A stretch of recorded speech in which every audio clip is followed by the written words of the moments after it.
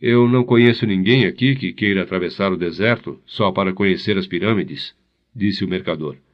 São apenas um monte de pedras. Você pode construir uma no seu quintal.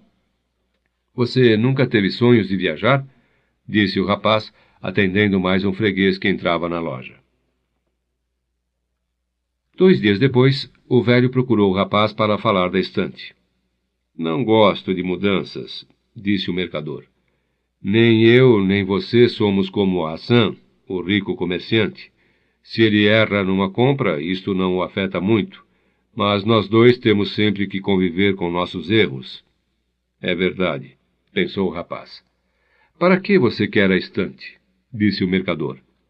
Quero voltar mais rápido para minhas ovelhas. Temos que aproveitar quando a sorte está do nosso lado e fazer tudo para ajudá-la da mesma maneira que ela está nos ajudando. Chama-se princípio favorável, ou sorte de principiante. O velho ficou calado por algum tempo. Depois disse: O profeta nos deu o Alcorão e nos deixou apenas 5 obrigações para serem seguidas em nossa existência. A mais importante é a seguinte: só existe um Deus. As outras são: rezar 5 vezes por dia, fazer jejum no mês de Ramadã, fazer caridade com os pobres. Parou de falar. Seus olhos ficaram cheios de água ao falar do profeta.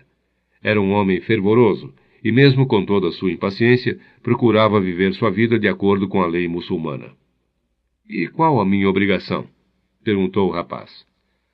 Há 2 dias atrás, você disse que eu nunca tive sonhos de viajar, respondeu o mercador. A 5ª obrigação de todo muçulmano é uma viagem. Devemos ir pelo menos uma vez na vida à cidade sagrada de Meca. Meca é muito mais longe do que as pirâmides. Quando eu era jovem, preferi juntar o pouco dinheiro que tinha para começar esta loja. Pensava em ser rico algum dia para ir a Meca. Passei a ganhar dinheiro, mas não podia deixar ninguém cuidando dos cristais, porque os cristais são coisas delicadas. Ao mesmo tempo, via passar de frente à minha loja muitas pessoas que seguiam na direção de Meca. Havia alguns peregrinos ricos que iam com um séquito de criados e de camelos, mas a maior parte das pessoas era muito mais pobre do que eu era. Todas iam e voltavam contentes e colocavam na porta de suas casas os símbolos da peregrinação. Uma delas, um sapateiro que vivia de remendar as botas alheias, me disse que havia caminhado quase 1 ano pelo deserto, mas que ficava sempre mais cansado quando tinha que caminhar alguns quarteirões em Tanger para comprar couro. — Por que não vai a Meca agora? Perguntou o rapaz. — Porque Meca é o que me mantém vivo. É o que me faz aguentar todos estes dias iguais, estes vasos calados nas prateleiras, o almoço e o jantar naquele restaurante horrível. Tenho medo de realizar meu sonho e depois não ter mais motivos para continuar vivo. Você sonha com ovelhas e com pirâmides. É diferente de mim, porque deseja realizar seus sonhos. Eu quero apenas sonhar com Meca. Já imaginei milhares de vezes a travessia do deserto, minha chegada na praça onde está a pedra sagrada, as 7 voltas que devo dar em torno dela antes de tocá-la. Já imaginei quais pessoas estarão do meu lado, na minha frente, e as conversas e orações que compartilharemos juntos. Mas tenho medo que seja uma grande decepção, então prefiro apenas sonhar. Este dia, o mercador deu permissão ao rapaz para construir a estante. Nem todos podem ver os sonhos da mesma maneira. Mais 2 meses se passaram, e a estante trouxe muitos fregueses à loja dos cristais. O rapaz calculou que se trabalhasse mais 6 meses, poderia voltar à Espanha e comprar 60 ovelhas e mais 60 ovelhas. Em menos de 1 ano, ele teria duplicado o seu rebanho, e ia poder negociar com os árabes, porque já conseguia falar aquela língua estranha. Depois daquela manhã no mercado, ele não havia mais utilizado o Urim e o Tumim, porque o Egito passou a ser apenas um sonho tão distante para ele como era a cidade de Meca para o mercador. Entretanto, o rapaz agora estava contente com seu trabalho, e pensava a todo momento no dia em que iria desembarcar em Tarifa como um vencedor. Lembre-se de saber sempre o que quer, havia falado o velho rei. O rapaz sabia, e estava trabalhando para isto. Talvez seu tesouro tivesse sido chegar àquela terra estranha encontraram o assaltante e dobraram o número de seu rebanho sem ter gasto um centavo sequer. Estava orgulhoso de si mesmo. Havia aprendido coisas importantes, como o comércio de cristais, linguagem sem palavras e os sinais. Uma tarde viu um homem no alto da ladeira, reclamando que era impossível encontrar um lugar decente para beber alguma coisa depois de toda a subida. O rapaz já conhecia a linguagem dos sinais e chamou o velho para conversar. "Vamos vender chá para as pessoas que sobem a ladeira", disse ele. "Muitas pessoas vendem chá por aqui", respondeu o mercador. "Podemos vender chá em vasos de cristal. Assim as pessoas vão gostar do chá e vão querer comprar os cristais, porque o que mais seduz os homens é a beleza." O mercador olhou para o rapaz durante algum tempo. Não respondeu nada. Mas naquela tarde, depois de fazer suas orações e fechar a loja, sentou-se na calçada com ele e convidou-o a fumar narguilé, aquele estranho cachimbo que os árabes usavam. "O que você está procurando?" perguntou o velho mercador de cristais. "Já lhe disse, preciso comprar de volta as ovelhas, e para isto é necessário dinheiro." O velho colocou algumas brasas novas no narguilé e deu uma longa tragada. "Há 30 anos que tenho esta loja. Conheço o bom e o mau cristal, e conheço todos os detalhes do seu funcionamento. Estou acostumado com seu tamanho e seu movimento. Se você colocar chá em cristais, a loja irá crescer. Então eu vou ter que mudar minha maneira de vida. E isto não é bom? Estou acostumado com minha vida. Antes de você, eu pensava que havia perdido tanto tempo no mesmo lugar, enquanto meus amigos todos mudavam, quebravam ou progrediam. Isto me deixava com imensa tristeza. Agora eu sei que não era bem assim. A loja tem o exato tamanho que eu sempre quis que ela tivesse. Não quero mudar, porque não sei como mudar. Já estou muito acostumado comigo mesmo." O rapaz não sabia o que dizer. O velho então continuou. "Você foi uma bênção para mim. E hoje estou entendendo uma coisa. Toda bênção que não é aceita transforma-se numa maldição. Eu não quero mais da vida. E você está me forçando a ver riquezas e horizontes que eu nunca conheci. Agora que os conheço e que conheço minhas possibilidades imensas, vou me sentir pior do que me sentia antes, porque sei que posso ter tudo, e não quero." "Ainda bem que eu não disse nada ao pipoqueiro", pensou o rapaz. Continuaram fumando o narguilé por algum tempo, enquanto o sol se escondia. Estavam conversando em árabe, e o rapaz estava satisfeito consigo mesmo porque falava árabe. Houve uma época em que ele achou que as ovelhas podiam ensinar tudo sobre o mundo, mas as ovelhas não sabiam ensinar árabe. "Devem ter outras coisas no mundo que as ovelhas não sabem ensinar", pensou o rapaz, enquanto olhava o mercador em silêncio. "Porque elas só estão em busca de água e comida. Acho que não são elas que ensinam. Eu é que aprendo." "Maktub", disse finalmente o mercador. "O que é isto?" "Você precisaria ter nascido árabe para compreender", respondeu ele. "Mas a tradução seria algo como "está escrito." E enquanto apagava as brasas do narguilé, disse que o rapaz podia começar a vender chá nos vasos. Às vezes, é impossível deter o rio da vida. Os homens subiam a ladeira e ficavam cansados. Então, lá no seu topo, havia uma loja de belos cristais com chá de menta refrescante. Os homens entravam para beber o chá, que era servido em lindos vasos de cristal. "Jamais minha mulher pensou nisto", lembrava um, e comprava alguns cristais porque ia ter visitas naquela noite. Seus convidados ficariam impressionados com a riqueza das taças. Outro homem passou a garantir que o chá era sempre mais gostoso quando servido em recipientes de cristal, pois conservavam melhor o aroma. Um terceiro disse ainda que era tradição no Oriente utilizar vasos de cristal junto com chá por causa de seus poderes mágicos. Em pouco tempo a novidade se espalhou e muitas pessoas passaram a subir até o topo da ladeira para conhecer a loja que estava fazendo algo de novo num comércio tão antigo. Outras lojas de chá em copos de cristal foram abertas, mas não ficavam em cima de uma ladeira, e por isso estavam sempre vazias. Em pouco tempo, o mercador teve que contratar mais 2 empregados. Passou a importar, junto com os cristais, quantidades enormes de chá, que eram diariamente consumidas pelos homens e mulheres com sede de coisas novas. E assim transcorreram 6 meses. O rapaz acordou antes do sol nascer. Tinham-se passado 11 meses e 9 dias desde que ele havia pisado pela primeira vez no continente africano. Vestiu sua roupa árabe de linho branco, comprada especialmente para aquele dia. Colocou o lenço na cabeça, fixo por um anel feito de pele de camelo. Calçou as sandálias novas e desceu sem fazer qualquer ruído. A cidade ainda dormia. Ele fez um sanduíche de gergelim e bebeu chá quente no vaso de cristal. Depois sentou-se na soleira da porta, fumando sozinho o narguilé. Fumou em silêncio, sem pensar em nada, escutando apenas o ruído sempre constante do vento que soprava trazendo o cheiro do deserto. Depois que acabou de fumar, enfiou a mão num dos bolsos do traje e ficou alguns instantes contemplando o que havia retirado lá de dentro. Havia um grande maço de dinheiro, o suficiente para comprar 120 ovelhas, uma passagem de volta e uma licença de comércio entre seu país e o país onde estava. Esperou pacientemente que o velho acordasse e abrisse a loja. Os dois então foram juntos tomar mais chá. "Vou embora hoje", disse o rapaz. "Tenho dinheiro para comprar minhas ovelhas. Você tem dinheiro para ir a Meca." O velho não disse nada. "Peço sua bênção", insistiu o rapaz. "Você me ajudou." O velho continuou a preparar o chá em silêncio. Depois de um certo tempo, porém, virou-se para o rapaz. "Tenho orgulho de você", disse. "Você trouxe alma para minha loja de cristais. Mas sabe que eu não vou a Meca.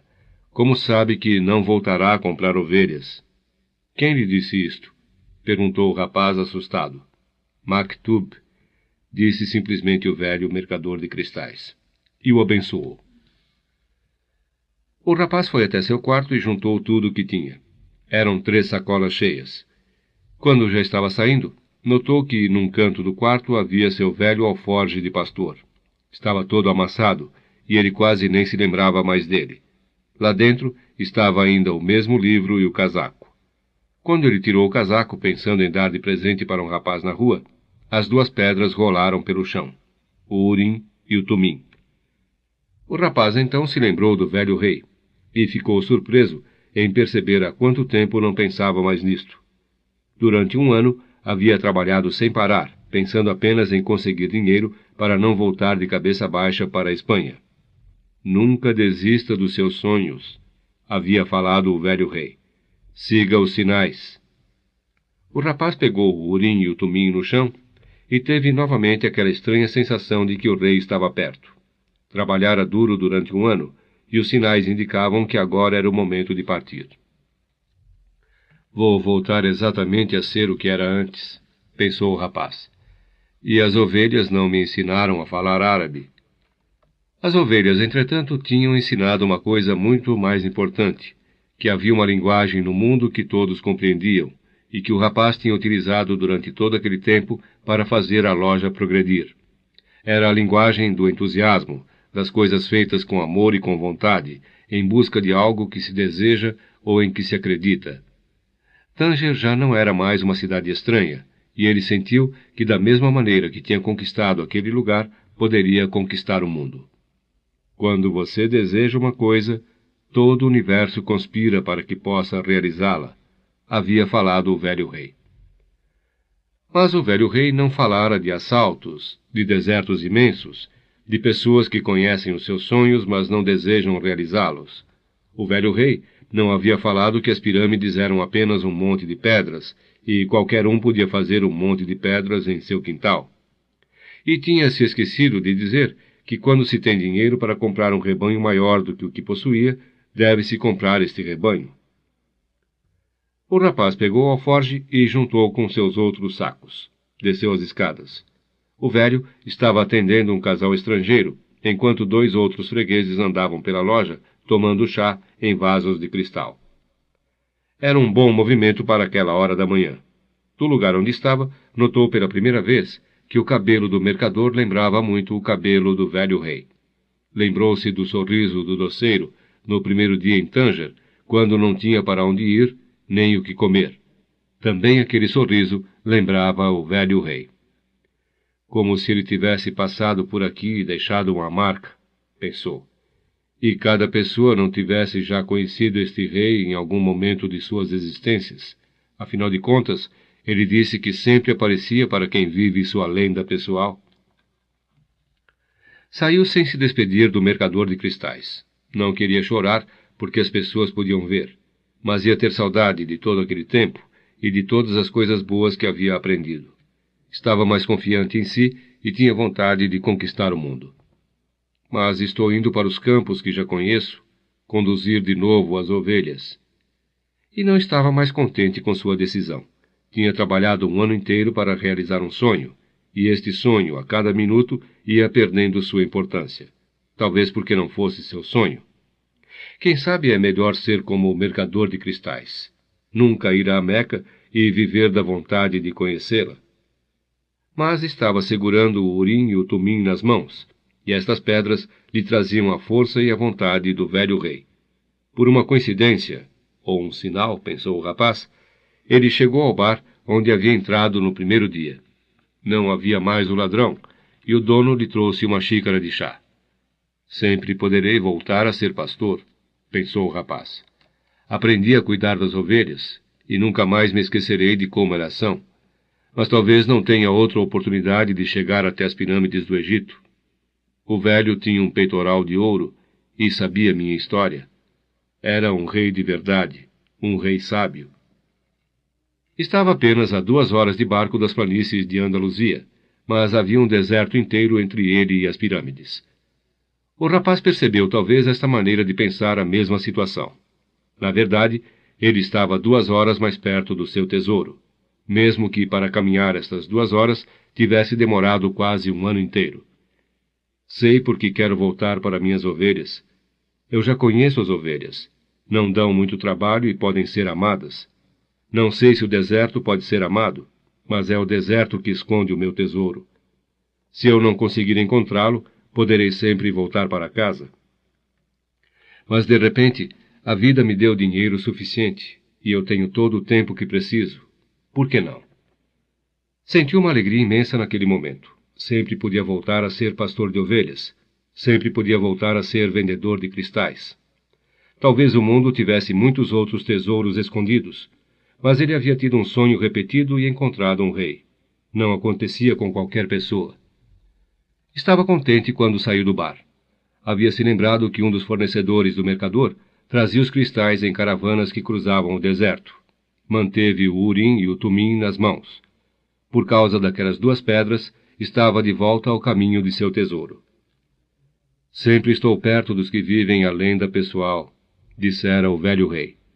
Não custava nada ir até o armazém, saber se as pirâmides eram de fato muito longe. O inglês estava sentado numa construção cheirando a animais, suor e poeira. Não podia chamar aquilo de armazém, era apenas um curral. Toda a minha vida para ter que passar por um lugar como este, pensou, enquanto folheava distraído uma revista de química. 10 anos de estudo me conduzem a um curral. Mas era preciso seguir adiante. Tinha que acreditar em sinais. Toda a sua vida, todos os seus estudos, foram em busca da linguagem única que o universo falava. Primeiro, havia se interessado por Esperanto, depois por religiões e, finalmente, por alquimia. Sabia falar Esperanto, entendia perfeitamente as diversas religiões, mas ainda não era um alquimista. Tinha conseguido decifrar coisas importantes, é verdade, mas suas pesquisas chegaram a um ponto onde não conseguia progredir mais. Tinha tentado em vão entrar em contato com algum alquimista, mas os alquimistas eram pessoas estranhas que só pensavam neles mesmos e, quase sempre, recusavam ajuda.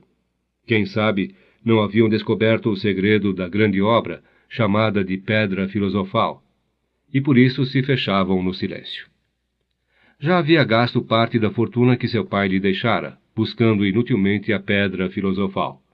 Tinha frequentado as melhores bibliotecas do mundo e comprado os livros mais importantes e mais raros sobre alquimia. Num deles, descobriu que há muitos anos atrás, um famoso alquimista árabe havia visitado a Europa. Diziam que ele tinha mais de 200 anos, que havia descoberto a Pedra Filosofal e o elixir da longa vida. O inglês ficou impressionado com a história, mas tudo não teria passado de mais uma lenda se um amigo seu, voltando de uma expedição arqueológica no deserto, não lhe tivesse contado sobre um árabe que tinha poderes excepcionais. Mora no oásis de Al-Fayoum, disse seu amigo. E as pessoas contam que tem 200 anos e que é capaz de transformar qualquer metal em ouro. O inglês não soube caber em si de tanta excitação. Imediatamente cancelou todos os seus compromissos, juntou os livros mais importantes e agora estava ali, naquele armazém parecido com um curral, enquanto lá fora uma imensa caravana se preparava para cruzar o Saara. A caravana passava por Al-Fayoum. Tenho que conhecer este maldito alquimista, pensou o inglês. E o cheiro dos animais tornou-se um pouco mais tolerável. Um jovem árabe, também carregado de malas, entrou no lugar onde o inglês estava e o cumprimentou. — Aonde você vai? Perguntou o jovem árabe. — Para o deserto, respondeu o inglês e voltou para sua leitura. Não queria conversar agora. Precisava recordar tudo o que havia aprendido em 10 anos, pois o alquimista deveria submetê-lo a alguma espécie de prova. O jovem árabe tirou um livro e começou a ler. O livro estava escrito em espanhol. Ainda bem, pensou o inglês. Sabia falar espanhol melhor que árabe, e se este rapaz fosse até Al-Fayoum, ia ter alguém para conversar quando não estivesse ocupado com coisas importantes. Que coisa engraçada, pensou o rapaz, enquanto tentava mais uma vez ler a cena do enterro que iniciava o livro. Faz quase 2 anos que comecei a ler e não consigo passar destas páginas. Mesmo sem um rei para interrompê-lo, ele não conseguia se concentrar. Ainda estava em dúvida quanto à sua decisão. Mas estava percebendo uma coisa importante. As decisões eram apenas o começo de alguma coisa. Quando alguém tomava uma decisão, na verdade estava mergulhando numa correnteza poderosa que levava a pessoa para um lugar que jamais havia sonhado na hora de decidir.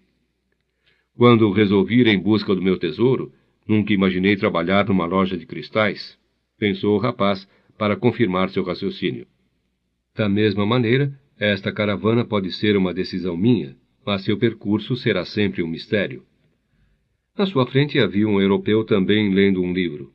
O europeu era antipático e tinha olhado com desprezo quando ele entrou. Podiam até ter se tornado bons amigos, mas o europeu havia interrompido a conversa. O rapaz fechou o livro. Não queria fazer nada que o deixasse parecido com aquele europeu. Tirou o urim e o tumim do bolso e começou a brincar com eles. O estrangeiro deu um grito. Um urim e um tumim? O rapaz, mais que depressa, guardou as pedras no bolso. Não estão à venda, disse. Não valem muito, disse o inglês. São cristais de rocha, nada mais. Há milhões de cristais de rocha na Terra, mas para quem entende, estes são urim e tumim. Não sabia que eles existiam nesta parte do mundo. Foi o presente de um rei, disse o rapaz. O estrangeiro ficou mudo. Depois, enfiou a mão no bolso e retirou tremendo 2 pedras iguais. Você falou em um rei? Disse. E você não acredita que os reis conversem com pastores? Disse o rapaz, desta vez querendo encerrar a conversa. Ao contrário, os pastores foram os primeiros a reconhecer um rei que o resto do mundo recusou-se a conhecer. Por isso é muito provável que os reis conversem com pastores. E completou, com medo que o rapaz não estivesse entendendo. Está na Bíblia, no mesmo livro que me ensinou a fazer este urim e este tumim. Estas pedras eram a única forma de adivinhação permitida por Deus.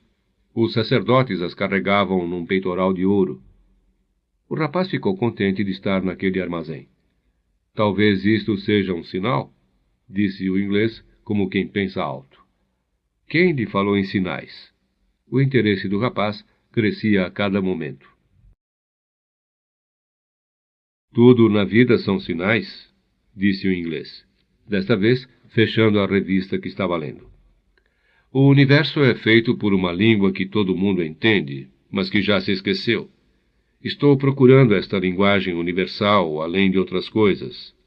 Por isso estou aqui, porque tenho que encontrar um homem que conhece esta linguagem universal, um alquimista.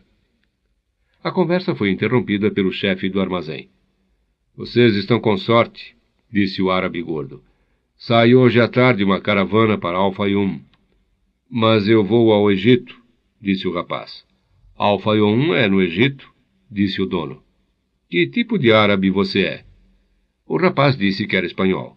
O inglês ficou satisfeito. Mesmo vestido como árabe, o rapaz pelo menos era europeu. Ele chama de sorte os sinais, disse o inglês, depois que o gordo árabe saiu.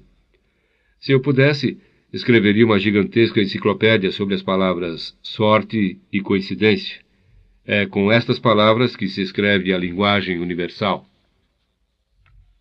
Depois comentou com o rapaz que não havia sido coincidência encontrá-lo com o Urim e o Tumim na mão. Perguntou se ele também estava indo em busca do alquimista. Estou indo em busca de um tesouro, disse o rapaz e arrependeu-se imediatamente. Mas o inglês pareceu não dar importância. De certa forma, eu também estou, disse. E nem sei o que quer dizer alquimia, completou o rapaz, quando o dono do armazém começou a chamá-los para fora. Eu sou o líder da caravana, disse um senhor de barba longa e olhos escuros. Tenho poder de vida e de morte sobre cada pessoa que carrego, porque o deserto é uma mulher caprichosa e às vezes deixa os homens loucos. Haviam quase 200 pessoas e o dobro de animais. Eram camelos, cavalos, burros, aves. O inglês tinha várias malas cheias de livros. Havia mulheres, crianças e vários homens com espadas na cintura e longas espingardas nos ombros. Um imenso burburinho enchia o local, e o líder teve que repetir várias vezes suas palavras para que todos entendessem. Há vários homens e deuses diferentes no coração destes homens, mas meu único Deus é Alá, e por ele eu juro que farei o possível e o melhor para vencer mais uma vez o deserto. Agora quero que cada um de vocês jure pelo Deus em que acredita, no fundo do seu coração, de que irá me obedecer em qualquer circunstância. No deserto, a desobediência significa a morte. Um murmúrio correu baixo por todas as pessoas. Estavam jurando em voz baixa diante de seu Deus. O rapaz jurou por Jesus Cristo. O inglês ficou em silêncio. O murmúrio se estendeu um tempo maior do que uma simples jura. As pessoas também estavam pedindo proteção aos céus. Ouviu-se um longo toque de clarim e cada um montou em seu animal. O rapaz e o inglês haviam comprado camelos e subiram com uma certa dificuldade. O rapaz ficou com pena do camelo do inglês. Estava carregado com as pesadas sacolas de livros. Não existem coincidências, disse o inglês, tentando continuar a conversa que haviam iniciado no armazém. Foi um amigo que me trouxe até aqui porque conhecia um árabe que... Mas a caravana começou a andar e ficou impossível escutar o que o inglês estava dizendo. Entretanto, o rapaz sabia exatamente do que se tratava.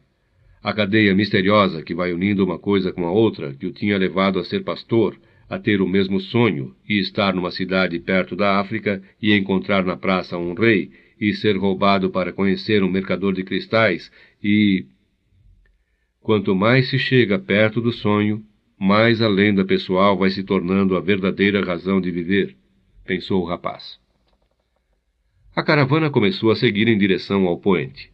Viajavam de manhã, paravam quando o sol ficava mais forte e seguiam de novo ao entardecer. O rapaz conversava pouco com o inglês, que passava a maior parte do tempo entretido pelos livros. Então, passou a observar em silêncio a marcha de animais e homens pelo deserto.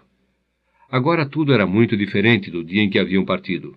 Naquele dia, confusão e gritos, choros e crianças e relinchar de animais se misturavam com as ordens nervosas dos guias e dos comerciantes. No deserto, porém, havia apenas o vento eterno, o silêncio e o casco dos animais. Mesmo os guias conversavam pouco entre si. Já cruzei muitas vezes estas areias, disse um cameleiro certa noite. Mas o deserto é tão grande, os horizontes ficam tão longe, que fazem a gente se sentir pequeno e permanecer em silêncio. O rapaz entendeu o que o cameleiro queria dizer, mesmo sem ter pisado antes num deserto. Todas as vezes que olhava o mar ou o fogo, era capaz de ficar horas em silêncio, sem pensar em nada, mergulhado na imensidão e na força dos elementos. Aprendi com ovelhas e aprendi com cristais, pensou ele. Posso também aprender com o deserto. Ele me parece mais velho e mais sábio. O vento não parava nunca. O rapaz lembrou-se do dia em que sentiu este mesmo vento sentado num forte em Tarifa. Talvez ele agora estivesse roçando de leve pela lã de suas ovelhas, que seguiam em busca de alimento e água pelos campos de Andaluzia. Não são mais minhas ovelhas, disse para si mesmo, sem sentir saudades. Devem ter se acostumado a um novo pastor e já me esqueceram. Isto é bom. Quem está acostumado a viajar como as ovelhas sabe que é sempre necessário partir um dia. Lembrou-se depois da filha do comerciante e teve certeza de que ela já havia casado. Quem sabe com um pipoqueiro ou com um pastor que também soubesse ler e contasse histórias extraordinárias. Afinal, ele não devia ser o único. Mas ficou impressionado com o seu pressentimento. Talvez ele estivesse aprendendo também esta história de linguagem universal, que sabe o passado e o presente de todos os homens. Pressentimentos, como sua mãe costumava dizer. O rapaz começou a entender que os pressentimentos eram os rápidos mergulhos que a alma dava nesta corrente universal de vida, onde a história de todos os homens está ligada entre si, e podemos saber tudo, porque tudo está escrito. Maktub, disse o rapaz, lembrando-se do mercador de cristais. O deserto era às vezes feito de areia e às vezes feito de pedra. Se a caravana chegava em frente a uma pedra, ela a contornava. Se estavam diante de um rochedo, davam uma longa volta. Se a areia era fina demais para o casco dos camelos, procuravam um lugar onde a areia fosse mais resistente. Às vezes, o chão estava coberto de sal, no lugar onde um lago devia haver existido. Os animais então se queixavam, e os cameleiros desciam e desatolavam os animais. Depois colocavam as cargas nas próprias costas, passavam pelo chão traiçoeiro e novamente carregavam os animais. Se um guia ficava doente ou morria, os cameleiros lançavam a sorte e escolhiam um novo guia. Mas tudo isto acontecia por uma única razão. Não importava quantas voltas tivesse que dar, a caravana seguia sempre em direção ao mesmo ponto. Depois de vencidos os obstáculos, ela voltava de novo sua frente para o astro que indicava a posição do oásis. Quando as pessoas viam aquele astro brilhando no céu pela manhã, sabiam que ele indicava um lugar com mulheres, água, tâmaras e palmeiras. Só o inglês não percebia aquilo. Estava a maior parte do tempo imerso na leitura dos seus livros. O rapaz também tinha um livro que havia tentado ler nos primeiros dias de viagem, mas achava muito mais interessante olhar a caravana e escutar o vento. Assim que aprendeu a conhecer melhor seu camelo e a se afeiçoar a ele, jogou o livro fora. Era um peso desnecessário, apesar do rapaz haver criado a superstição de que toda vez que abria o livro, encontrava alguém importante. Terminou fazendo amizade com o cameleiro que viajava sempre ao seu lado. De noite, quando paravam em volta das fogueiras, costumava contar suas aventuras como pastor ao cameleiro. Numa destas conversas, o cameleiro começou a falar de sua vida. Eu morava num lugar perto de El Cairum, contou. Tinha minha horta, meus filhos e uma vida que não ia mudar até o dia de minha morte. No ano em que a colheita foi melhor, seguimos todos para Meca, e eu cumpri a única obrigação que estava faltando na minha vida. Podia morrer em paz, e gostava disto. Certo dia, a terra começou a tremer, e o Nilo subiu além do seu limite. Aquilo que eu pensava que só acontecia com os outros, terminou acontecendo comigo. Meus vizinhos tiveram medo de perder suas oliveiras com a inundação. Minha mulher teve receio de que nossos filhos fossem levados pelas águas, e eu tive pavor de ver destruído tudo o que havia conquistado. Mas não houve jeito. A terra ficou imprestável e tive que arranjar outro meio de vida. Hoje sou cameleiro, mas aí entendi a palavra de Alá. Ninguém sente medo do desconhecido porque qualquer pessoa é capaz de conquistar tudo o que quer e necessita. Só sentimos medo de perder aquilo que temos, sejam nossas vidas ou nossas plantações. Mas este medo passa quando entendemos que nossa história e a história do mundo foram escritas pela mesma mão. Às vezes, as caravanas se encontravam durante a noite. Sempre uma delas tinha o que a outra estava precisando, como se realmente tudo fosse escrito por uma só mão. Os cameleiros trocavam informações sobre as tempestades de vento e se reuniam em torno das fogueiras, contando as histórias do deserto. Outras vezes, chegavam misteriosos homens encapuçados. Eram beduínos que espionavam a rota seguida pelas caravanas. Davam notícias de assaltantes e tribos bárbaras. Chegavam no silêncio e partiam no silêncio, com as roupas negras deixando apenas os olhos de fora. Numa destas noites, o cameleiro veio até a fogueira onde o rapaz e o inglês estavam sentados. Há rumores de guerra entre os clãs, disse o cameleiro. Os três ficaram quietos. O rapaz notou que havia medo no ar, mesmo que ninguém tivesse dito nenhuma palavra.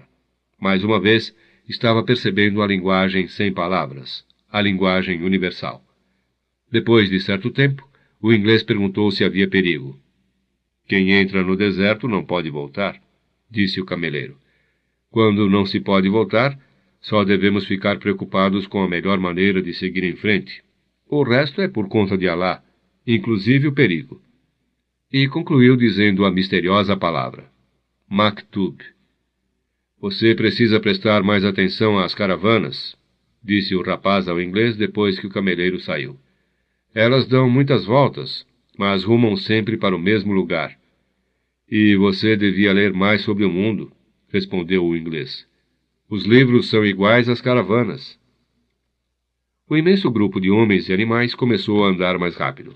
Além do silêncio durante o dia, às noites, quando as pessoas costumavam se reunir para conversar em torno das fogueiras, começaram a ficar também silenciosas. Certo dia, o líder da caravana decidiu que nem fogueiras podiam mais ser acesas, para não chamar a atenção sobre a caravana. Os viajantes passaram a fazer uma roda de animais, e dormiam todos juntos no centro, tentando se proteger do frio noturno. O líder passou a instalar sentinelas armadas em volta do grupo. Numa daquelas noites, o inglês não conseguiu dormir. Chamou o rapaz e começaram a passear pelas dunas em volta do acampamento. Era uma noite de lua cheia, e o rapaz contou ao inglês toda a sua história. O inglês ficou fascinado com a loja que havia progredido depois que o rapaz começou a trabalhar nela. Este é o princípio que move todas as coisas, disse. Na alquimia, é chamado de alma do mundo. Quando você deseja algo de todo o seu coração, você está mais próximo da alma do mundo. Ela é sempre uma força positiva. Disse também que isto não era apenas um dom dos homens. Todas as coisas sobre a face da terra tinham também uma alma, não importando se era mineral, vegetal, animal ou apenas um simples pensamento. Tudo que está sob e sobre a face da terra se transforma sempre, porque a terra está viva e tem uma alma. Somos parte desta alma, e raramente sabemos que ela sempre trabalha em nosso favor.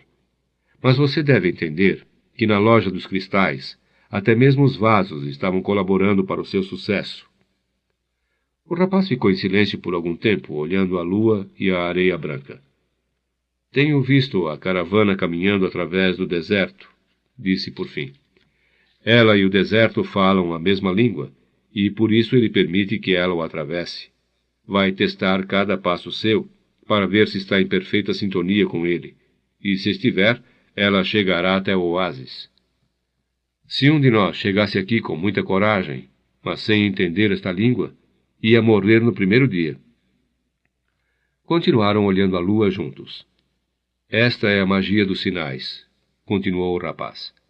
Tenho visto como os guias leem os sinais do deserto e como a alma da caravana conversa com a alma do deserto. Depois de algum tempo, foi a vez do inglês falar. Preciso prestar mais atenção à caravana, disse por fim. E eu preciso ler seus livros, falou o rapaz. Eram livros estranhos. Falavam em Mercúrio, Sal, dragões e reis, mas ele não conseguia entender nada. Entretanto, havia uma ideia que parecia repetida em quase todos os livros. Todas as coisas eram manifestações de uma coisa só. Num dos livros, ele descobriu que o texto mais importante da alquimia tinha apenas poucas linhas, e havia sido escrito numa simples esmeralda.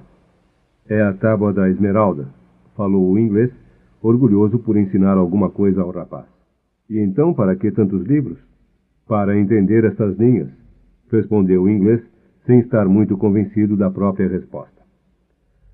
O livro que mais interessou ao rapaz contava a história dos alquimistas famosos.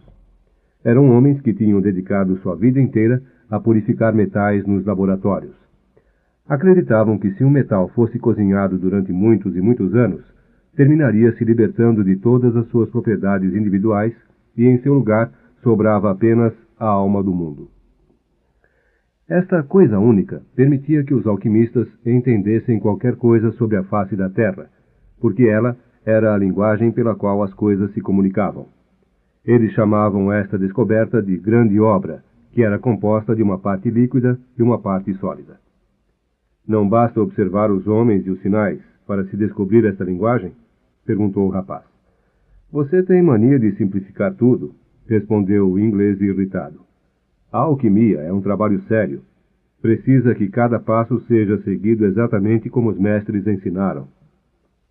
O rapaz descobriu que a parte líquida da grande obra era chamada de elixir da longa vida e curava todas as doenças, além de evitar que o alquimista ficasse velho.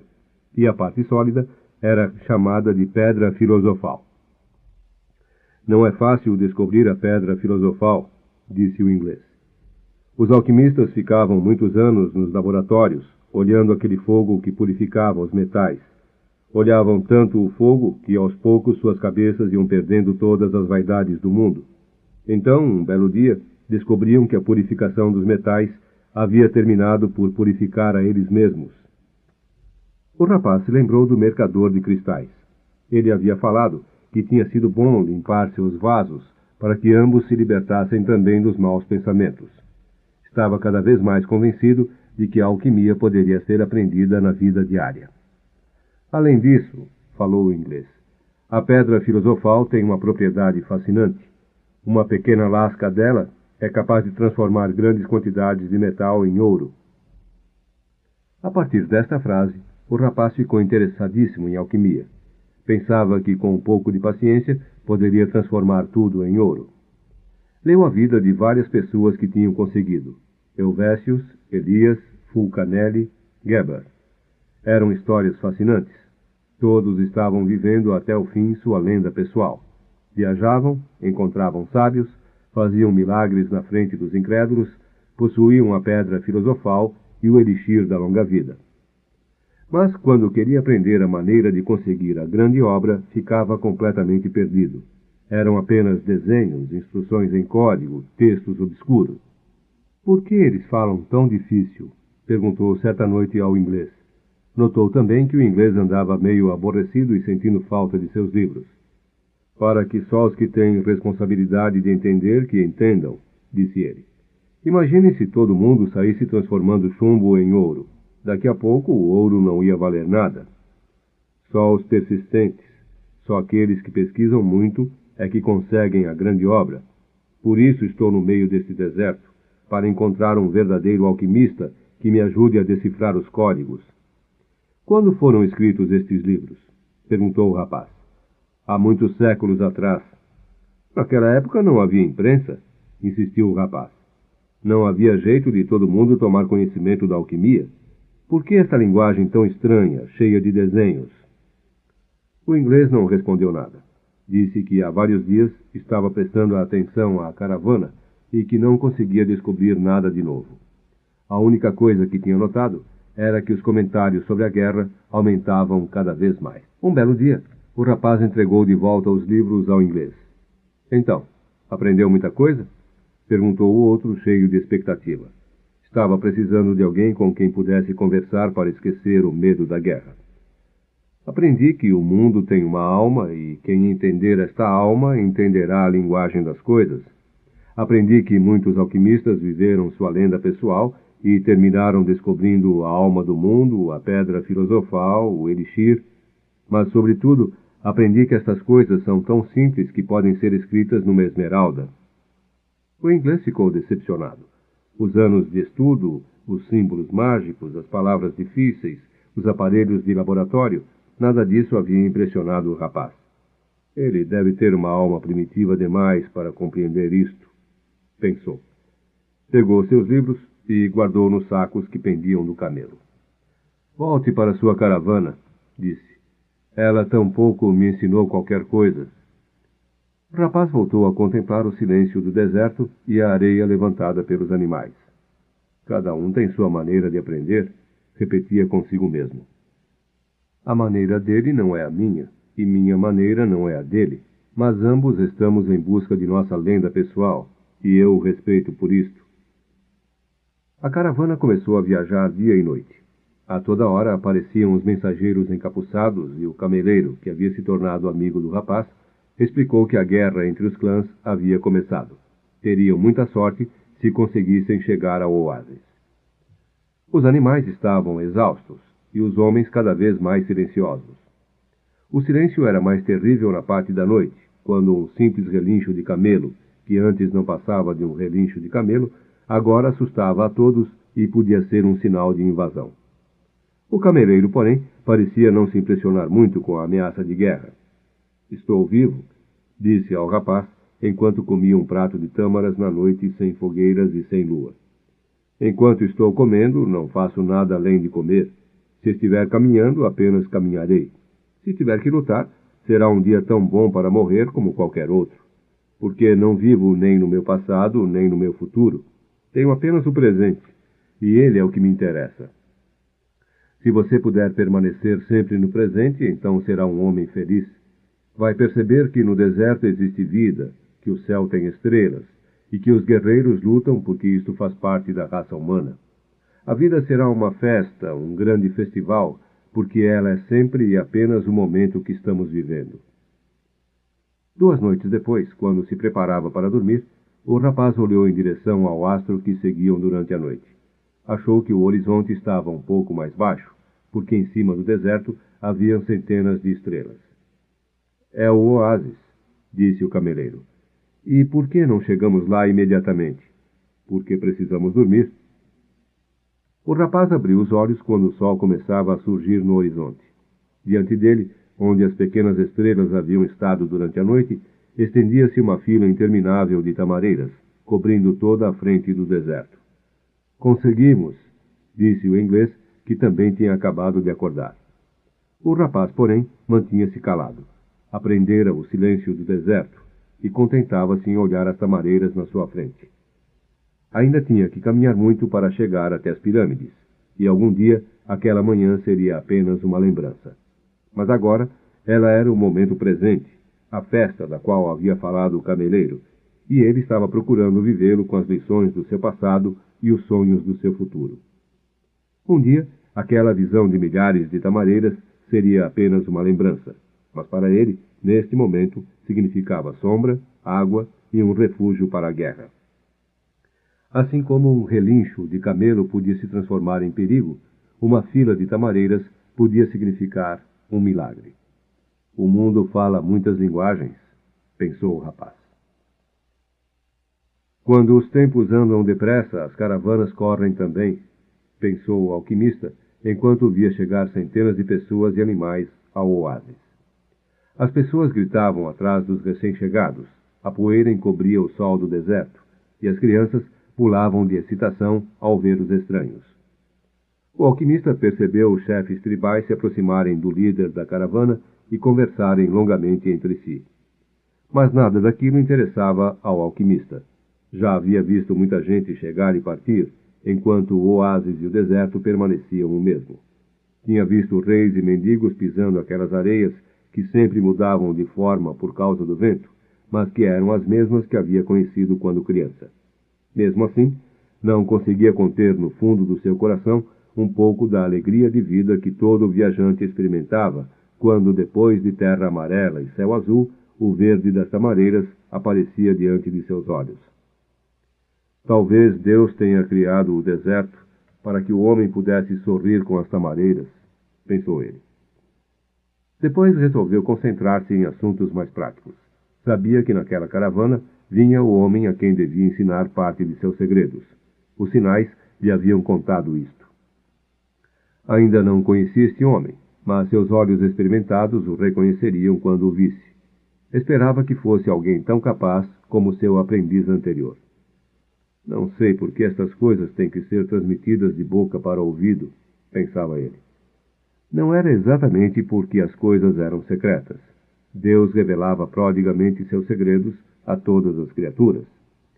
Ele só conhecia uma explicação para este fato. As coisas tinham que ser transmitidas assim, porque elas seriam feitas de vida pura, e este tipo de vida dificilmente consegue ser capturado em pinturas ou palavras. Porque as pessoas se fascinam com pinturas e palavras e terminam se esquecendo da linguagem do mundo. Os recém-chegados foram trazidos imediatamente à presença dos chefes tribais de Al-Fayoum. O rapaz não podia acreditar no que estava vendo. Ao invés de um poço cercado de algumas palmeiras, como havia lido certa vez num livro de história, o oásis era muito maior do que várias aldeias da Espanha. Tinha 300 poços, 50.000 tamareiras e muitas tendas coloridas espalhadas entre elas. Parece as 1001 noites, disse o inglês, impaciente para encontrar-se logo com o alquimista. Foram cercados logo pelas crianças, que olhavam curiosas os animais, os camelos e as pessoas que chegavam. Os homens queriam saber se tinham visto algum combate, e as mulheres disputavam entre si os tecidos e pedras que os mercadores haviam trazido. O silêncio do deserto parecia um sonho distante. As pessoas falavam sem parar, riam e gritavam, como se tivessem saído de um mundo espiritual para estarem de novo entre os homens. Estavam contentes e felizes. Apesar das precauções do dia anterior, o cameleiro explicou ao rapaz que os oásis no deserto eram sempre considerados terrenos neutros, porque a maior parte dos habitantes eram mulheres e crianças. E havia um oásis tanto de um lado como de outro. Assim, os guerreiros iam lutar nas areias do deserto e deixavam os oásis como cidades de refúgio. O líder da caravana reuniu todos com uma certa dificuldade e começou a dar as instruções.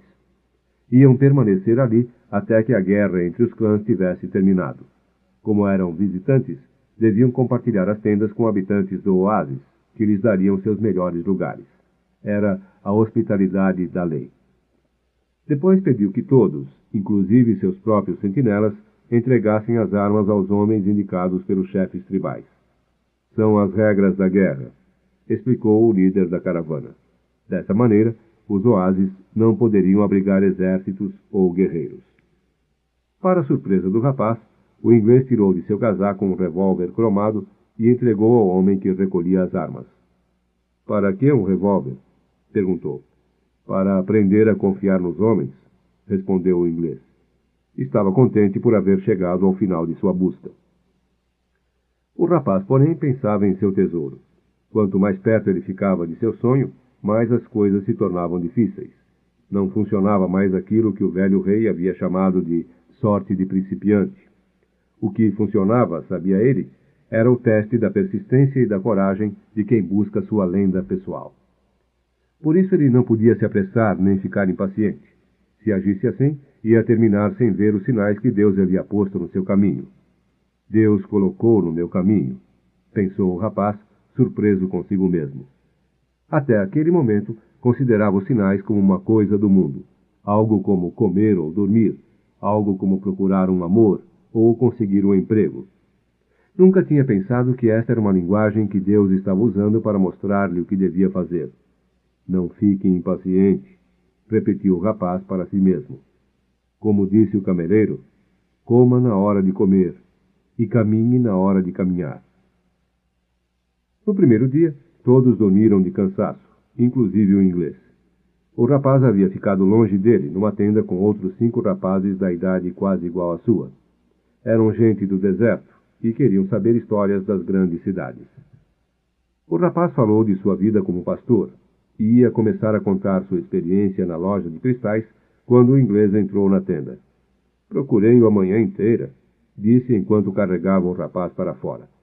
Preciso que me ajude a descobrir onde mora o alquimista. Primeiro os dois tentaram encontrar sozinhos. Um alquimista devia viver de maneira diferente das outras pessoas do oásis, e em sua tenda era muito provável que um forno estivesse sempre aceso. Andaram bastante, até ficarem convencidos que o oásis era muito maior do que podiam imaginar, e com muitas centenas de tendas. Perdemos quase o dia inteiro, disse o inglês, sentando-se com o rapaz perto de um dos poços do oásis. Talvez seja melhor perguntarmos, disse o rapaz. O inglês não queria contar aos outros sua presença no oásis e ficou bastante indeciso. mas acabou concordando e pediu ao rapaz que falava melhor o árabe para fazer isto. O rapaz se aproximou de uma mulher que havia chegado no poço para encher de água um saco de pele de carneiro. Boa tarde, senhora.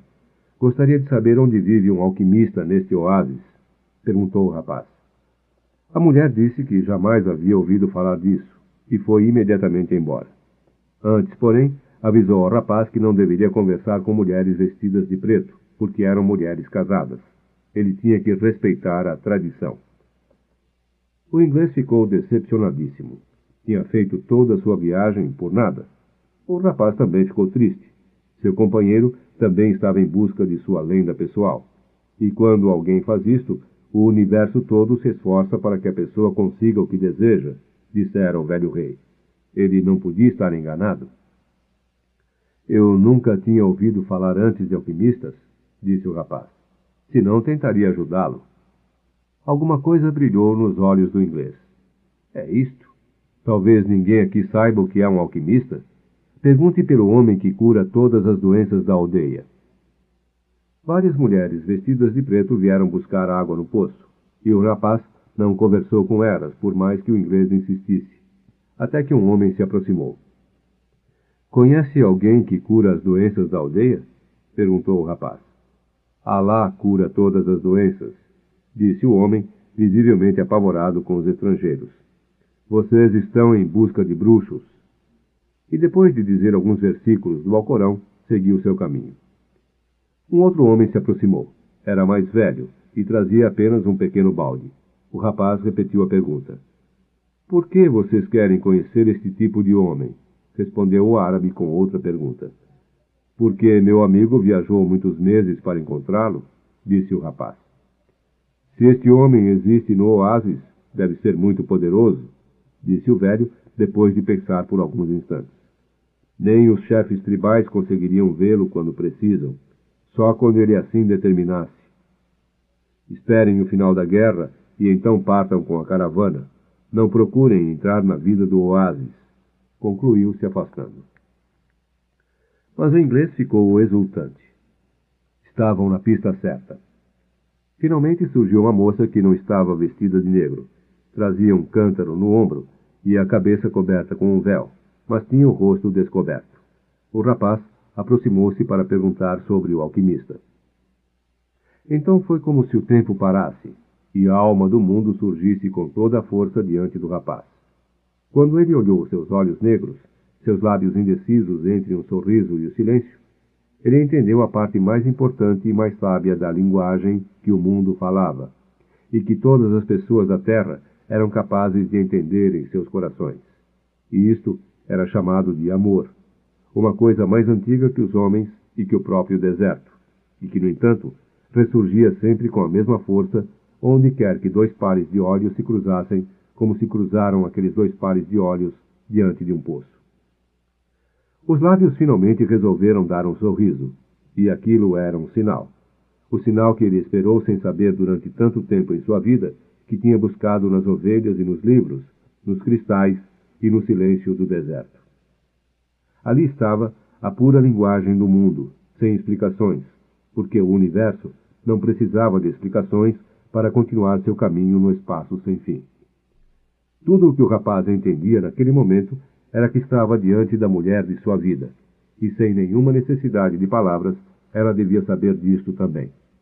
Tinha mais certeza disto do que de qualquer coisa no mundo, mesmo que seus pais e os pais de seus pais dissessem que era preciso namorar, noivar, conhecer a pessoa e ter dinheiro antes de casar.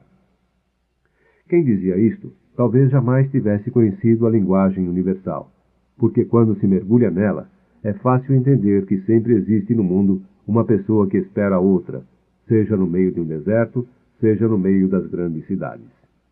E quando estas pessoas se cruzam e seus olhos se encontram, todo o passado e todo o futuro perde qualquer importância, e só existe aquele momento e aquela certeza incrível de que todas as coisas debaixo do sol foram escritas pela mesma mão, a mão que desperta o amor, e que fez uma alma gêmea para cada pessoa que trabalha, descansa e busca tesouros debaixo do sol. Porque sem isto, não haveria qualquer sentido para os sonhos da raça humana. Maktub, pensou o rapaz. O inglês levantou-se de onde estava sentado e sacudiu o rapaz. Vamos, pergunte a ela. O rapaz se aproximou da moça. Ela tornou a sorrir. Ele sorriu também. Como você se chama? Perguntou. Me chamo Fátima, disse a moça, olhando para o chão. É um nome que algumas mulheres têm na terra de onde venho? É o nome da filha do profeta, disse Fátima. Os guerreiros os levaram para lá. A moça delicada falava de guerreiros com orgulho. Ao seu lado, o inglês insistia, e o rapaz perguntou pelo homem que curava todas as doenças. É um homem que conhece os segredos do mundo. Conversa com os djinns do deserto, ela falou. Os djinns eram os demônios. E a moça apontou para o sul, para o lugar onde aquele estranho homem morava. Depois encheu seu cântaro e partiu. O inglês partiu também em busca do alquimista. E o rapaz ficou por muito tempo sentado ao lado do poço, entendendo que algum dia o levante havia deixado em seu rosto o perfume daquela mulher, e que já a amava antes mesmo de saber que ela existia, e que seu amor por ela faria com que encontrasse todos os tesouros do mundo. No dia seguinte, o rapaz voltou para o poço, para esperar a moça. Para sua surpresa, encontrou lá o inglês, olhando pela primeira vez o deserto. Esperei a tarde e a noite, disse o inglês. Ele chegou junto com as primeiras estrelas. Eu lhe contei o que estava procurando. Então ele me perguntou se já havia transformado o chumbo em ouro. Eu disse que era isso que queria aprender. Ele me mandou tentar. Foi tudo o que me disse. Vá tentar. O rapaz ficou quieto. O inglês havia viajado tanto para ouvir o que já sabia. Aí ele se lembrou de que tinha dado 6 ovelhas ao velho rei pela mesma razão. Então tente, disse para o inglês. É isso que vou fazer, e vou começar agora. Pouco depois que o inglês saiu, Fátima chegou para apanhar água com seu cântaro. Vim dizer-lhe uma coisa simples, falou o rapaz. Eu quero que você seja minha mulher. Eu te amo. A moça deixou que seu cântaro derramasse a água. Vou esperá-la todos os dias aqui. Cruzei o deserto em busca de um tesouro que se encontra perto das pirâmides. A guerra foi para mim uma maldição. Agora ela é uma bênção, porque me deixa perto de você. A guerra um dia vai acabar, disse a moça. O rapaz olhou as tamareiras do oásis. Havia sido pastor, e ali existiam muitas ovelhas. Fátima era mais importante que o tesouro. Os guerreiros buscam seus tesouros, disse a moça, como se estivesse adivinhando o pensamento do rapaz. E as mulheres do deserto têm orgulho dos seus guerreiros. Depois, tornou a encher seu cântaro e foi embora. Todos os dias, o rapaz ia para o poço esperar Fátima. Contou-lhe de sua vida de pastor, do rei, da loja de cristais. Ficaram amigos, e com exceção de 15 minutos que passava com ela, o resto do dia custava infinitamente a passar. Quando já estava há quase um mês no oásis, o líder da caravana convocou a todos para uma reunião. Não sabemos quando a guerra vai acabar e não podemos seguir viagem, disse. Os combates devem durar por muito tempo, talvez muitos anos. Existem guerreiros fortes e valentes de ambos os lados, e existe a honra de combater em ambos os exércitos. Não é uma guerra entre bons e maus. É uma guerra entre forças que lutam pelo mesmo poder. E quando este tipo de batalha começa, demora mais que as outras, porque Alá está dos dois lados. As pessoas se dispersaram. O rapaz tornou a encontrar-se com Fátima aquela tarde e contou da reunião. No segundo dia que nos encontramos, disse Fátima, você me falou do seu amor. Depois me ensinou coisas belas, como a linguagem e a alma do mundo. Tudo isso me faz aos poucos ser parte de você. O rapaz ouvia sua voz e achava mais bela que o barulho do vento nas folhas das tamareiras.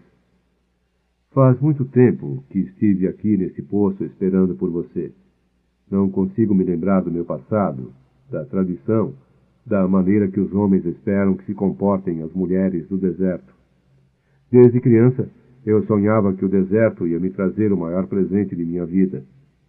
Este presente chegou afinal. E é você.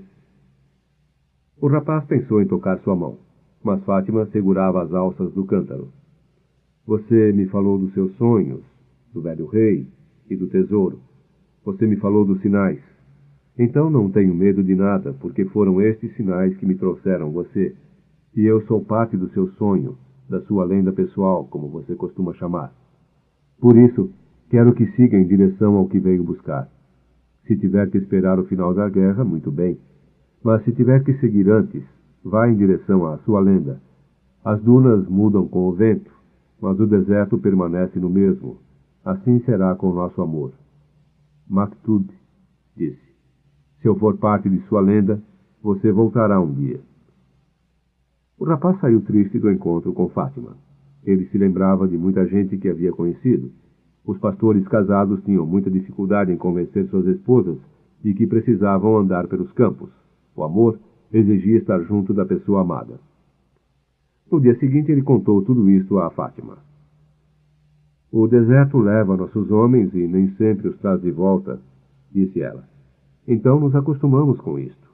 E eles passam a existir nas nuvens sem chuva, nos animais que se escondem entre as pedras, na água que sai generosa da terra. Eles passam a fazer parte de tudo, passam a ser a alma do mundo.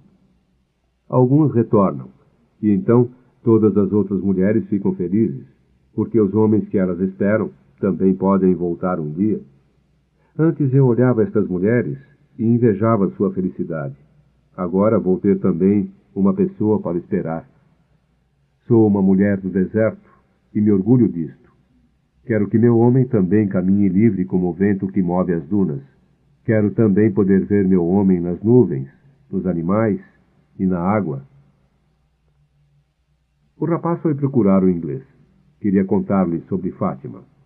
Ficou surpreso quando viu que o inglês havia construído um pequeno forno ao lado de sua tenda. Era um forno estranho, com um frasco transparente em cima. O inglês alimentava o fogo com lenha e olhava o deserto. Seus olhos pareciam ter mais brilho quando passava o tempo todo lendo livros. Esta é a primeira fase do trabalho, disse o inglês. Tenho que separar o enxofre impuro. Para isto, não posso ter medo de falhar. O meu medo de falhar foi que me impediu de tentar a grande obra até hoje. É agora que estou começando o que podia ter começado há 10 anos atrás. Mas me sinto feliz de não ter esperado 20 anos para isto. E continuou a alimentar o fogo e a olhar o deserto. O rapaz ficou ao seu lado por algum tempo, até que o deserto começou a ficar rosado com a luz do entardecer. Então, ele sentiu uma imensa vontade de ir até lá para ver se o silêncio conseguia responder suas perguntas. Caminhou sem destino por algum tempo, mantendo as tamareiras do oásis ao alcance de seus olhos. Escutava o vento e sentia as pedras sob seus pés. Às vezes, encontrava alguma concha e sabia que aquele deserto, num tempo remoto, havia sido um grande mar. Depois sentou-se numa pedra e deixou-se hipnotizar pelo horizonte que existia na sua frente. Não conseguia entender o amor sem o sentimento de posse. Mas Fátima era uma mulher do deserto, e se alguém podia lhe ensinar isto, era o deserto. Ficou assim, sem pensar em nada, até que pressentiu um movimento sobre sua cabeça.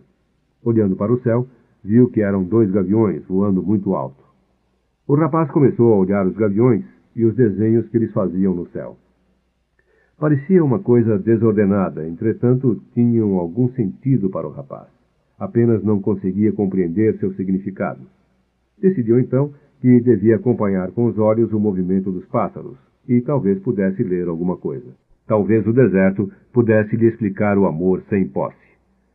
Começou a sentir sono. Seu coração pediu para que não dormisse. Ao invés disto, devia se entregar. Estava penetrando na linguagem do mundo, e tudo nesta terra faz sentido, até mesmo o voo de gaviões, disse. E aproveitou para agradecer pelo fato de estar cheio de amor por uma mulher. Quando se ama, as coisas fazem ainda mais sentido, pensou. De repente, um gavião deu um rápido mergulho no céu e atacou o outro. Quando fez este movimento, o rapaz teve uma súbita e rápida visão. Um exército de espadas desembainhadas entrando no oásis. A visão logo sumiu, mas aquilo o deixou sobressaltado. Havia ouvido falar das miragens, e já havia visto algumas. Eram desejos que se materializavam sobre a areia do deserto. Entretanto, ele não desejava um exército invadindo o oásis. Pensou em esquecer aquilo e voltar à sua meditação. Tentou novamente concentrar-se no deserto cor-de-rosa e nas pedras, mas alguma coisa em seu coração não o deixava quieto. Siga sempre os sinais, dissera o velho rei. E o rapaz pensou em Fátima. Lembrou-se do que havia visto e pressentiu que estava próximo de acontecer. Com muita dificuldade, saiu do transe em que havia entrado. Levantou-se e começou a caminhar em direção às tamareiras. Mais uma vez, percebia as muitas linguagens das coisas. Desta vez, o deserto era seguro e o oásis se transformara em perigo. O cameleiro estava sentado aos pés de uma tamareira, também olhando o pôr do sol. Viu quando o rapaz surgiu por detrás de uma das dunas. Um exército se aproxima, disse. Tive uma visão. O deserto enche de visões o coração de um homem, respondeu o cameleiro. Mas o rapaz lhe contou dos gaviões. Estava olhando seu voo quando tinha mergulhado de repente na alma do mundo.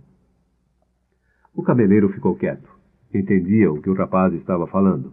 Sabia que qualquer coisa na face da terra pode contar a história de todas as coisas. Se abrisse um livro em qualquer página, ou olhasse as mãos das pessoas, ou cartas de baralho, ou voo dos pássaros, ou seja lá o que fosse, qualquer pessoa iria encontrar um laço com a coisa que estava vivendo. Na verdade, não eram as coisas que mostravam nada. Eram as pessoas que, olhando para as coisas, descobriam a maneira de penetrar na alma do mundo. O deserto estava cheio de homens que ganhavam a vida porque podiam penetrar com facilidade na alma do mundo. Eram conhecidos por adivinhos e temidos por mulheres e velhos. Os guerreiros raramente os consultavam, porque era impossível entrar numa batalha sabendo quando se vai morrer. Os guerreiros preferiam o sabor da luta e a emoção do desconhecido. O futuro havia sido escrito por Alá, e o que quer que ele tivesse escrito era sempre para o bem do homem. Então, os guerreiros viviam apenas o presente, porque o presente era cheio de surpresas, e eles tinham que prestar atenção em muitas coisas. Onde estava a espada do inimigo? Onde estava seu cavalo? Qual o próximo golpe que devia desferir para salvar a sua vida?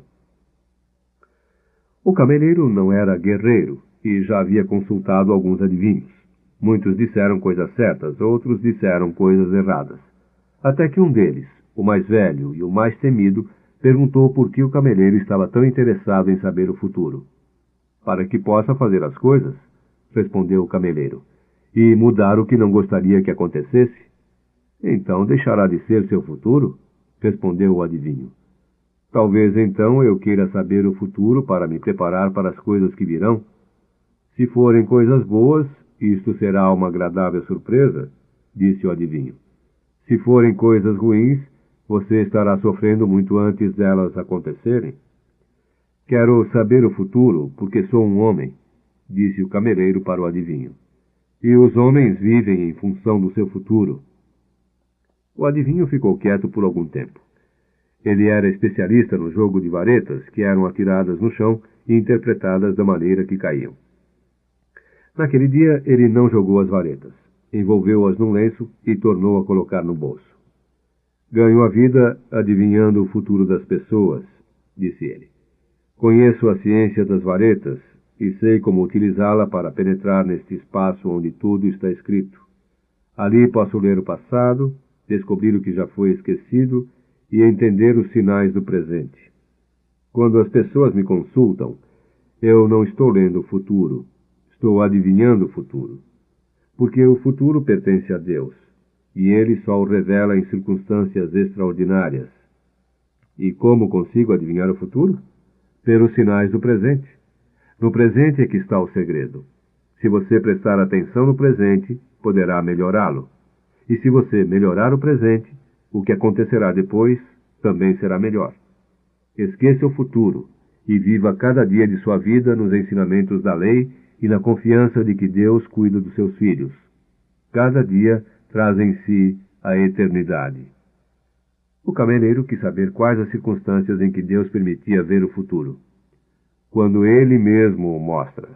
E Deus mostra o futuro raramente, e por uma única razão. É um futuro que foi escrito para ser mudado. Deus tinha mostrado um futuro ao rapaz, pensou o cameleiro, porque queria que o rapaz fosse o seu instrumento. Vá falar com os chefes tribais, disse o cameleiro. Conte dos guerreiros que se aproximam. Eles vão rir de mim. São homens do deserto, e os homens do deserto estão acostumados com os sinais. Então já devem saber. Não estão preocupados com isto. Acreditam que se tiverem que saber algo que Alá deseje lhe contar, alguma pessoa lhes dirá isto. Já aconteceu muitas vezes antes, mas hoje esta pessoa é você. O rapaz pensou em Fátima e resolveu ir ver os chefes tribais. Trago os sinais do deserto, disse ao guarda que ficava na porta da imensa tenda branca no centro do oásis. Quero ver os chefes. O guarda não disse nada. Entrou e demorou-se muito lá dentro. Depois saiu com um árabe jovem, vestido de branco e ouro. O rapaz contou ao jovem o que havia visto. Ele pediu que esperasse um pouco e tornou a entrar. A noite caiu. Entraram e saíram vários árabes e mercadores. Aos poucos, as fogueiras foram se apagando e o oásis começou a ficar tão silencioso como o deserto. Só a luz da grande tenda continuava acesa. Durante todo este tempo, o rapaz pensava em Fátima, ainda sem entender a conversa daquela tarde. Finalmente, depois de muitas horas de espera, o guarda mandou que o rapaz entrasse. O que viu deixou-o extasiado. Nunca poderia imaginar que no meio do deserto existisse uma tenda como aquela. O chão estava coberto com os mais belos tapetes que já havia pisado, e do teto pendiam lustres de metal amarelo trabalhado, coberto de velas acesas. Os chefes tribais estavam sentados no fundo da tenda, em semicírculo, descansando seus braços e pernas em almofadas de seda com ricos bordados. Criados entravam e saíam com bandejas de prata cheias de especiarias e chá. Alguns se encarregavam de manter acesas as brasas dos narguilés. Um suave perfume de fumo enchia o ambiente. Haviam 8 chefes, mas o rapaz logo percebeu quem era o mais importante. Um árabe vestido de branco e ouro, sentado no centro do semicírculo. Ao seu lado estava o jovem árabe com quem tinha conversado antes. Quem é o estrangeiro que fala de sinais? Perguntou um dos chefes, olhando para ele. Eu sou, respondeu, e contou o que havia visto. E por que o deserto ia contar isto a um estranho, quando sabe que estamos há várias gerações aqui? Disse outro chefe tribal. Porque meus olhos ainda não se acostumaram com o deserto, respondeu o rapaz. E eu posso ver coisas que os olhos habituados demais não conseguem mais ver. É porque eu sei da alma do mundo, pensou consigo mesmo. Mas não falou nada, porque os árabes não acreditam nessas coisas. O oásis é um terreno neutro. Ninguém ataca um oásis, disse um terceiro chefe. Eu conto apenas o que vi. Se não quiserem acreditar, não façam nada. Um completo silêncio abateu-se sobre a tenda, seguido de uma exaltada conversa entre os chefes tribais. Falavam num dialeto árabe que o rapaz não entendia, mas quando ele fez menção de ir embora, um guarda disse para ficar. O rapaz começou a sentir medo. Os sinais diziam que havia alguma coisa errada. Lamentou haver conversado com o cameleiro a respeito. De repente, o velho que estava no centro deu um sorriso quase imperceptível e o rapaz tranquilizou-se. O velho não havia participado da discussão e não dissera uma palavra até aquele momento. Mas o rapaz já estava acostumado com a linguagem do mundo e pôde sentir uma vibração de paz cruzando a tenda de ponta a ponta. Sua intuição dizia que havia agido corretamente em vir.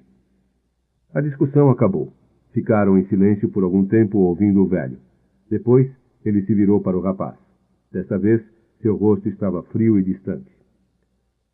Há 2000 anos, numa terra distante, jogaram num poço e venderam como escravo um homem que acreditava em sonhos, disse o velho. Nossos mercadores o compraram e o trouxeram para o Egito. E todos nós sabemos que quem acredita em sonhos também sabe interpretá-los, embora nem sempre consiga realizá-los, pensou o rapaz, lembrando-se da velha cigana. Por causa dos sonhos do faraó com vacas magras e gordas, este homem livrou o Egito da fome. Seu nome era José. Era também um estrangeiro numa terra estrangeira, como você, e devia ter mais ou menos a sua idade. O silêncio continuou. Os olhos do velho se mantinham frios. Sempre seguimos a tradição. A tradição salvou o Egito da fome naquela época e o fez o mais rico entre os povos. A tradição ensina como os homens devem atravessar o deserto e casar suas filhas. A tradição diz que um oásis é um terreno neutro porque ambos os lados têm oásis e são vulneráveis. Ninguém disse qualquer palavra enquanto o velho falava. Mas a tradição diz também para acreditarmos nas mensagens do deserto. Tudo o que sabemos foi o deserto que nos ensinou. O velho fez um sinal e todos os árabes se levantaram. A reunião estava para terminar. Os narguilés foram apagados e os guardas se colocaram em posição de sentido. O rapaz preparou-se para sair, mas o velho falou ainda mais uma vez. Amanhã nós vamos romper um acordo que diz que ninguém no oásis pode portar armas. Durante o dia inteiro, aguardaremos os inimigos. Quando o sol descer no horizonte, os homens me devolverão as armas. Para cada 10 inimigos mortos, você receberá uma moeda de ouro. Entretanto, as armas não podem sair do seu lugar sem experimentarem a batalha. São caprichosas como o deserto, e se as acostumamos com isto,